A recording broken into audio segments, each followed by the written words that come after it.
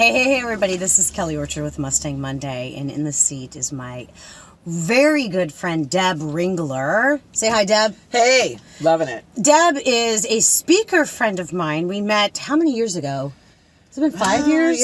Yeah. Probably 5 years ago, when we both were in a mastermind speaker training, and that's how we met. It was a year-long program to teach us how to be better speakers. Hey. And we did. And we did become better speakers. And we became really good friends. Yeah, we did. So there was a double bonus there. Yeah. And so today I'm down in Orange County to visit my friend Deb, because that's where she's from, and it was really fun to drive the Mustang and come and see her and get her to hop in the seat to give a badass tip from the street. She was my knight in shining armor today. Well, maybe not a knight in shining armor, but I'm definitely a badass in a Mustang. She was my $1 million call. $1 million I'm learning how to be on the radio, and I called the pro. Called me. And, this is all about having a badass tip from the street. And, okay. It's like one of the things that we talked about was, you're going through some changes in your life right now. Little bit. And the thing is that the point right now is that you're never too old to make a change in your life. No.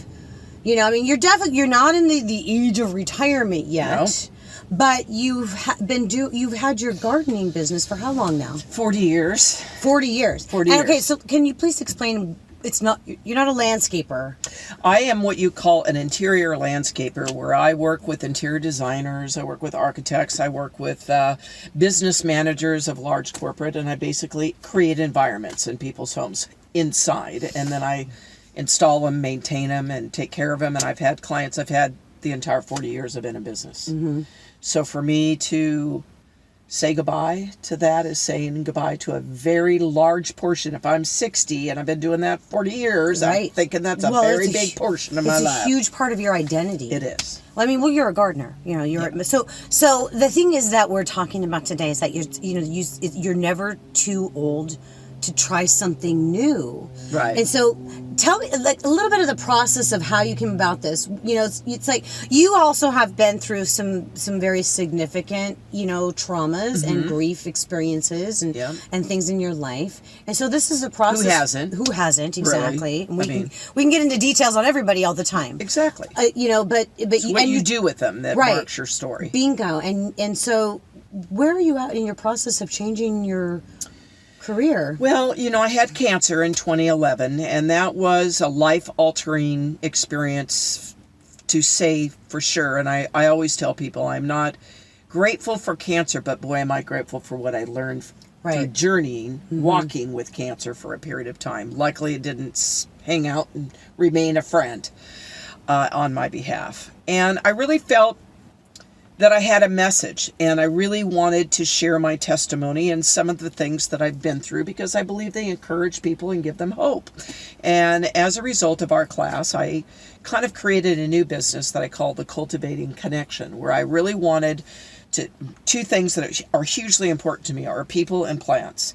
And I really wanted to start utilizing plants as a modality in order to help people get more connected to nature. Mm-hmm. And I became aware of an organization called Tinker Garden. And I learned how to engage preschoolers and their parents in green spaces, and it's probably one of the coolest things I have ever done. I really love it. You've shared with me a little bit about what you do. It's pretty awesome. So now, instead of going in, you're in transition. You haven't sold your business yet, but you're transitioning from that, so you can do more of this teaching. I want to teach, and the gal that purchased my company is a mom of twin boys, and she's actually the one that introduced me to Tinker Garden. And so think what a full circle moment this is. She learned under me, bought my business, and now has a thriving career for as long as she wants to keep it, and can be a mother of twin boys mm-hmm. and have a business she loves and creates. Mm-hmm. Brings me to a Tinker Garden class when her boys are 2 mm-hmm. and has launched me into a career that I never even thought I would do. Yeah. And not only do I get to teach preschoolers, but my desire to use my speaking gift and my 40 years of knowledge is nature is a wonderful tool for people to be using right now to get more grounded mm-hmm. in their lives and to just decompress. And it's it has so helped me in when I had cancer. It also hugely helped me in a health crisis I had last summer, where it slows us down and it makes us be intentional that a tree doesn't force itself to grow. Yes. It just Does. allows seasons to come and go, and it doesn't ever strive. And I found that I was striving.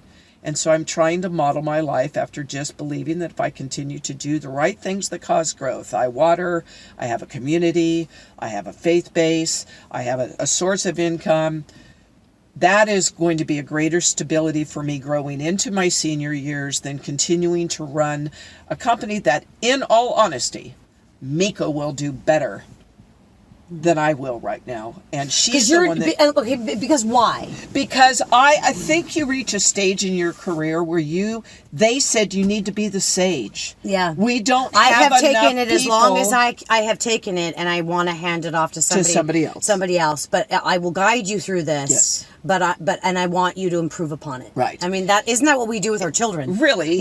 But for us, what I love about the story with Miko is we're not related, but truly the transaction we did the first time and now into the second is very much like a mother-daughter. It's not two people looking for the best advantage. We're looking at, we both have good businesses.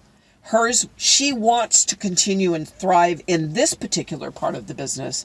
I would rather teach the next generation what it's like to not only experience nature, but I've also written a lot of courses for people in our industry. And Miko goes, there's nobody doing this. Yes. And she goes, who's teaching me how to run a business now that you aren't with me?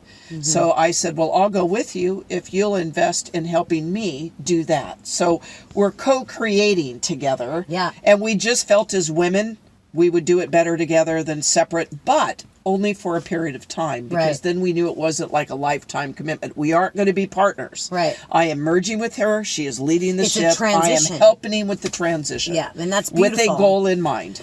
Would That's you say what I would do.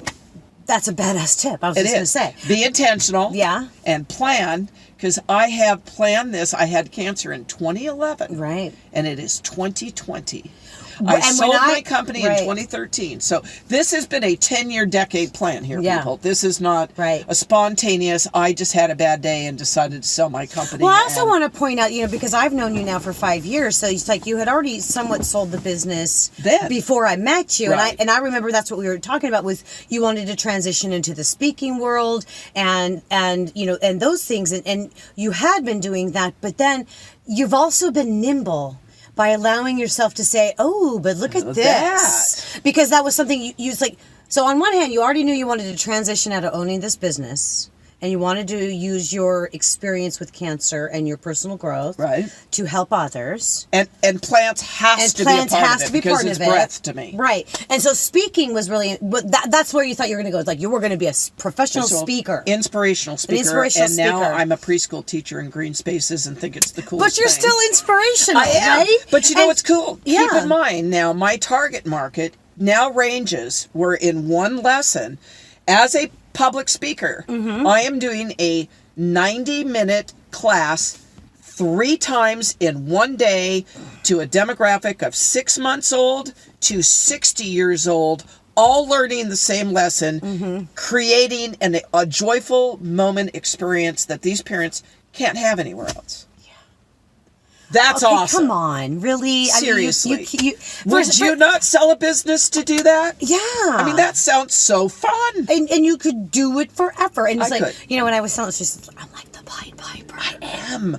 I'm like, I want to be the Mary Poppins of nature. So that's the tip, is that you're never too old to try something new. Oh, please, and never. But the thing is that but Deb just didn't just get started on a whim. No. She's 10 been years. strategizing for a while. So wherever you are in your life, if it's like, if you want to be making a change, now's a good time to start working toward that goal. All right, so that's your tip. This is my friend Deb Ringler. I have a saying that we do? My tagline. All right. So just repeat it with me. I keep telling people I'm going to post it up there, but I never do. So I am Kelly Orchard, the Badass Certifier, reminding you to be bold. Say it. Be bold. Be brave. Be brave. Be confident. Be confident. Be badass. Be badass.